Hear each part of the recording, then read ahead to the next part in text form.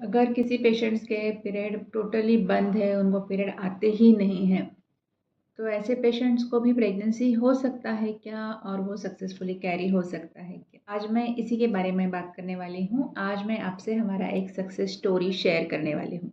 हाय, मेरा नाम डॉक्टर मंजूश्री कोटेकर है। मैं एक फर्टिलिटी और आईवीएफ स्पेशलिस्ट हूँ और मैं आर्ट फर्टिलिटी क्लिनिक मुंबई यहाँ पे as a senior IVF consultant practice करती हूँ। मैं ये यूट्यूब चैनल चलाती हूँ जहाँ पे मैं ऐसे ही छोटे छोटे टॉपिक्स पे वीडियो बनाती हूँ, तो आपके जो भी छोटे छोटे डाउट्स रहेंगे वो वहाँ पे वीडियोस देख के क्लियर हो जाएंगे। लेकिन आपको उसके लिए मेरा चैनल सब्सक्राइब करना पड़ेगा। तो अगर अभी तक आपने नहीं किया है तो देर मत कर दीजिए। तो ये पेशेंट है जो कपल उनकी शादी को 4-5 साल हुए थे और जो फीमेल पार्टनर है उनका एज 27 ईयर्स था, मेल पार्टनर का एज 32 ईयर्स था। उनका प्रॉब्लम ये था कि उनको पीरियड ही नहीं आते थे।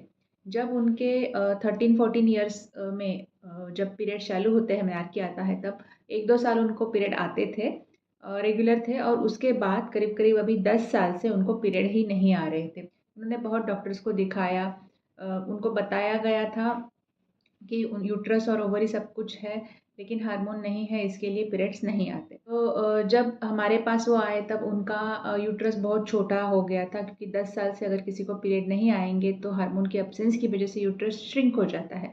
तो जो साइज़ 7.5 सेंटीमीटर रहना चाहिए यूट्रस का, वो साइज़ करीब करीब 4 सेंटीमीटर्स था।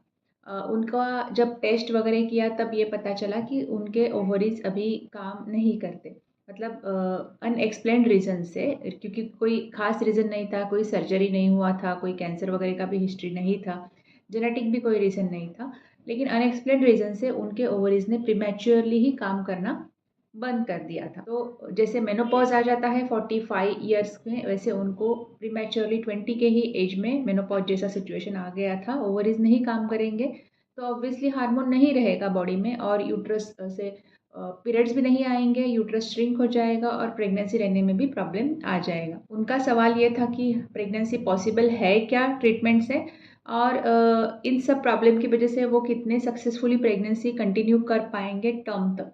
उनका पहला जब इवैल्यूएशन हुआ उसमें सब टेस्ट ओके थे, बाकी टेस्ट, तो उनको हमने हार्मोन रिप्लेसमेंट थेरेपी ट्रीटमेंट चालू किया, जिसकी वजह से जो हार्मोन कम है अभी बॉडी में वो हम बाहर से टैबलेट के ज़रिए दे रहे थे, जिसकी वजह से उनका यूट्रस का लाइनिंग थोड़ा सा इम्प्रूव हो रहा था, यूट्रस का साइज़ भी इम्प्रूव हो रहा था। करीब करीब 2 से 3 महीना उनको हार्मोन रिप्लेसमेंट थेरेपी ट्रीटमेंट दिया गया, जिसकी वजह से उनका जो यूट्रस का साइज़ है 4 सेंटीमीटर से इम्प्रूव होकर 6.5 सेंटीमीटर तक आ गया। लेकिन फिर भी उसके आगे वो नहीं आ पा रहा था। उसके बाद हमने उनका हिस्ट्रोस्कोपी कर लिया कि यूट्रस के अंदर कुछ सिचुएशन ऐसा प्रॉब्लम नहीं है ना कि कैरी नहीं कर सकते, तो वो सब ओके था। उसके बाद अभी एग्स तो नहीं है, तो ये तो बात उनको समझाई गई थी कि एग्स बाहर से लेने पड़ेंगे।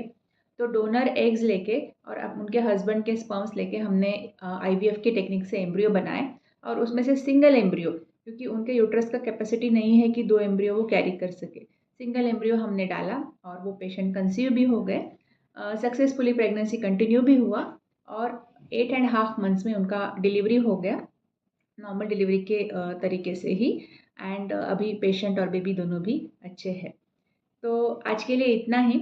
अगर आपको इसके बारे में और डाउट्स है तो आप नीचे कमेंट्स में पूछ सकते हो, या कंसल्टेशन के लिए आना है तो क्लिनिक मुंबई में है, कुर्ला और चेंबूर एरिया में, और यूट्यूब से आने वाले पेशेंट्स को हमेशा फर्स्ट कंसल्टेशन फ्री रहेगा। Thank you.